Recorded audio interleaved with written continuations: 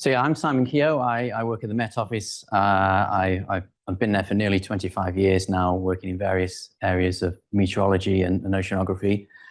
And it's my privilege to talk to you today about some of the Earth observation applications that we've got at the Met Office. A bit of a disclaimer at the start. I'm not going to talk about space weather. I just don't have time to fit that in amongst everything else. But my colleague Simon Makin is actually here today, who can talk to you about space weather in the break if you wish to. I'm also not going to talk about oceanography either, which is a big area for us. I figured that Christine will probably do a good job on that, and she has. So what am I going to talk to you about today? So how do I advance the slide? Let's get to that one first. Okay, this thing? Yeah, you should be able to talk about it. Okay, so what am I going to talk about then? Great. Well, I'm going to talk to you about near real-time services that we provide, driven by Earth observation data. And Earth observation data is critical to us.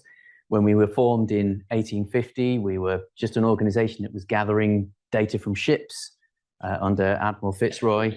And that's our heritage. That's where we started. And we've just continued on from then, just gathering more and more observations because as scientists, well, we never have enough data, do we? But next, I'm going to talk about the priorities that we've got in our weather science branch of the Met Office. This is the branch of the Met Office where I sit. There are about 2,000 and odd people in the Met Office. About 600 of those are scientists and scientific software engineers working on the transformation of Earth observation data into products and services that benefit the UK economy to the tune of about £3 billion a year. So it's a massive return on investment that we get from that. I can't talk about all the use cases, so I'm just going to cherry pick 3 things to talk about. So we've got situational awareness, which is vital to our operational meteorologists. Numerical weather prediction, the use of our numerical weather prediction models for predicting the weather several days ahead. And also I'm going to touch on artificial intelligence and weather prediction as a possible disruptor to the way we do things, and just highlight what we're doing in that sphere. So just to touch upon the services first that we provide that are driven by Earth observation. So there's a big list on here. I'm not going to go through them all, but just to say that nationally, we are responsible for the national severe weather warnings and alerts that get cascaded out to the responder community who have to deal with flooding incidents and so on, and need to mobilize their resources, and they need warnings on certain timescales to be able to do that. And that's a big part of what we do. But that's not all we do. So we also run the London Volcanic Ash Advisory Centre.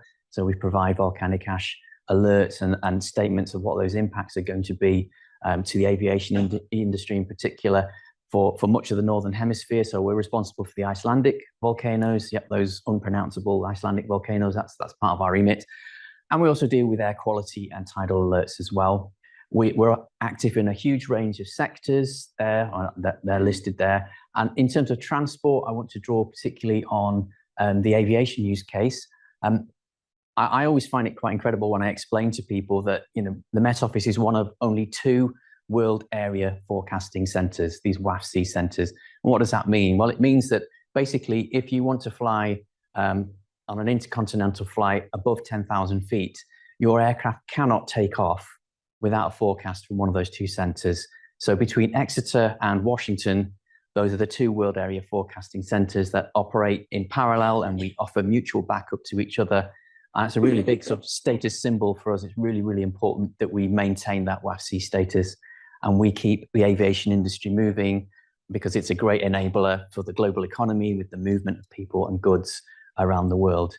So it's a really big role for us. We also have people embedded in the armed forces in uniform who are delivering forecasts in different military theatres.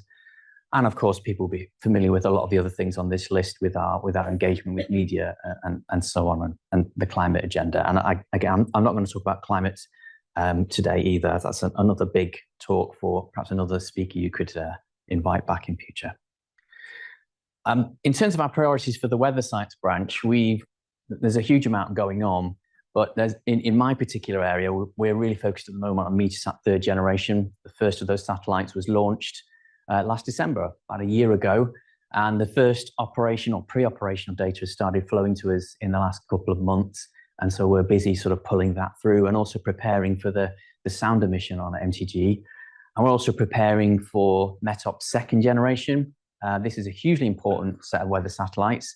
The METOP satellites, the current ones, B and C, which are still out there, deliver about a quarter of the impact on our forecasts. Like the quarter of the forecasting skill that comes from all the observations from all different sources comes from those two METOP satellites.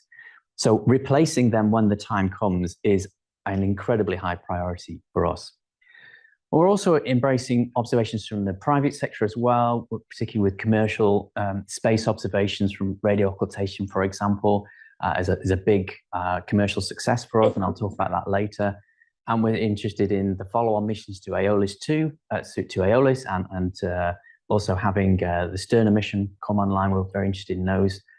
We're working on a complete redesign of our data assimilation system. That's a big technical effort, and also the delivery of a high-resolution, rapidly updating situational awareness capability for the UK, which we call the meso analysis, a three-dimensional picture of what's happening everywhere, involving, you know, not just satellite observations, but also the Internet of Things and so on, and drawing in data from every source we can, as well as taking advantage of our new partnership with Microsoft and porting over to the computer that they're going to be hosting for us very soon.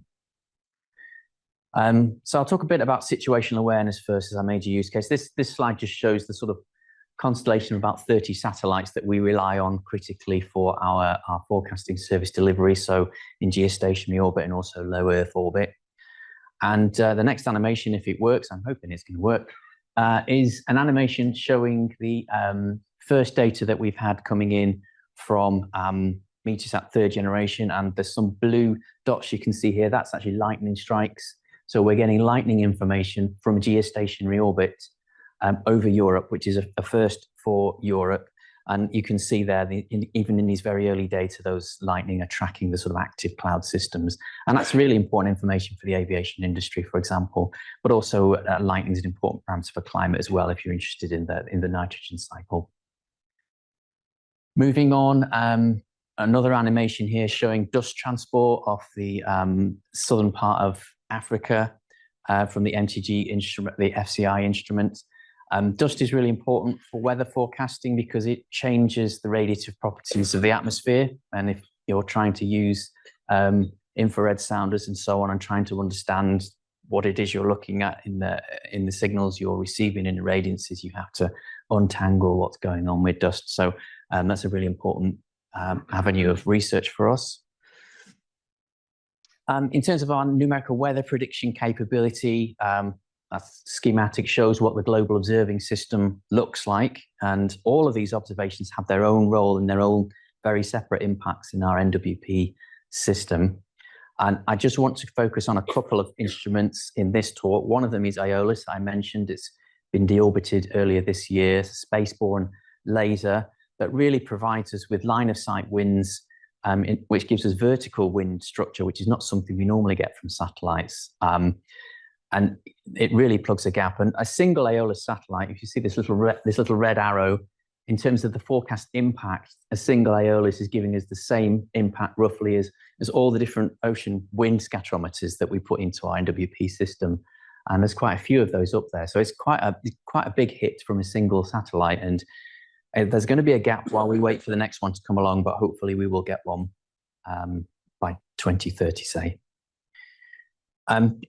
GPS radio occultation is also really important to us. It's provided us with some really wonderful observations at the top of the atmosphere where we don't actually have much else telling us what's going on. And what I want to point out on this slide is a bit of a spaghetti plot here. The timeline, you'll notice on the bottom, goes right the way through the pandemic, which might be a period in history we'd prefer to forget, but actually for looking at radio occultation, this was an important time because this was a time when aircraft weren't flying very much.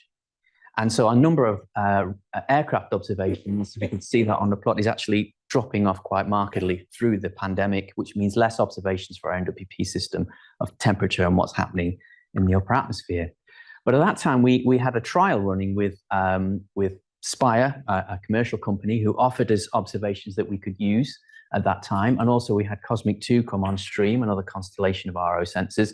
And what we saw was that when we added those observations into our simulation system, it really kicked the skill right back up to where it should have been if we'd have had those aircraft observations.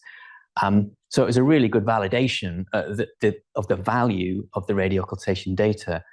And through that, my colleague Stuart Turner, who's sitting modestly there in the audience, engaged with EUMETSAT and was able to come up with a way that we could get EUMETSAT to procure these data for us commercially in such a way with a license that we could then exchange the data freely and openly with other partners outside of the EUMETSAT member states, which is a really key principle for WMO members. We must be able to exchange data freely and openly between countries and across boundaries without the monetization of those transactions.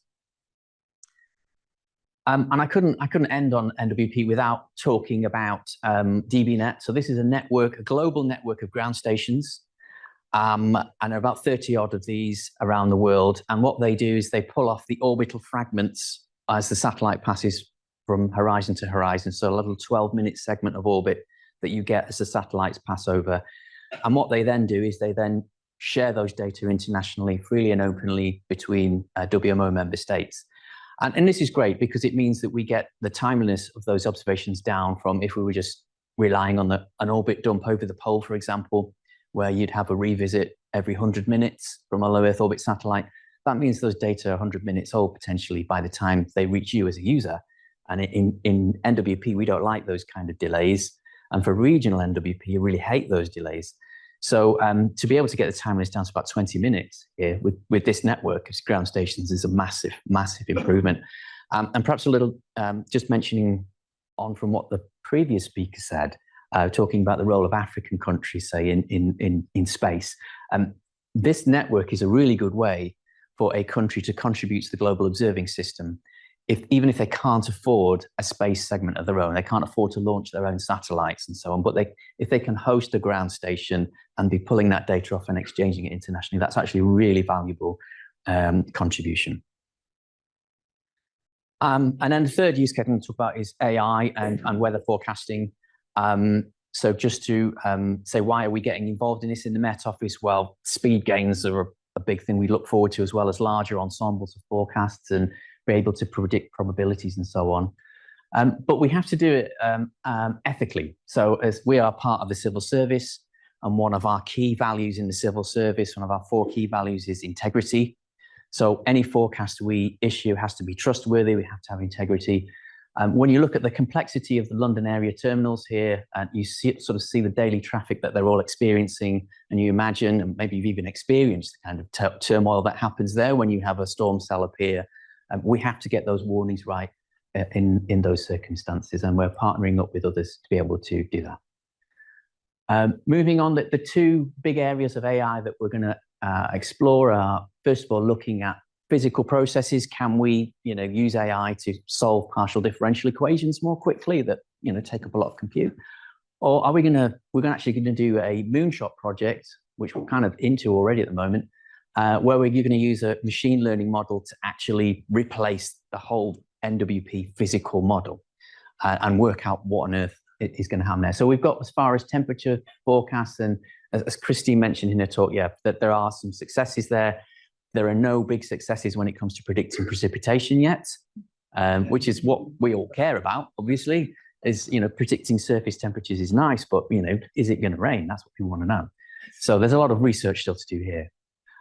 But the great news for Earth observation is those observations are still essential, and they're still really useful. And yes, we're going to need them even more into the future. So that's the key message there on. And then in summary, the Met Office is a massive user of near real-time Earth observation data to help people make better decisions to stay safe and thrive.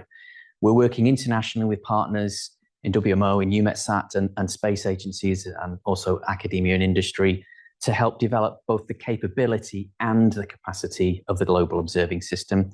We need an international strategy to do this, not a UK strategy, but an international strategy to do this. We can't do it on our own.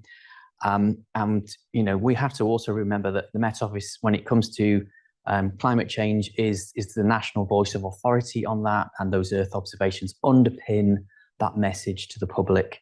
and that message to the international community.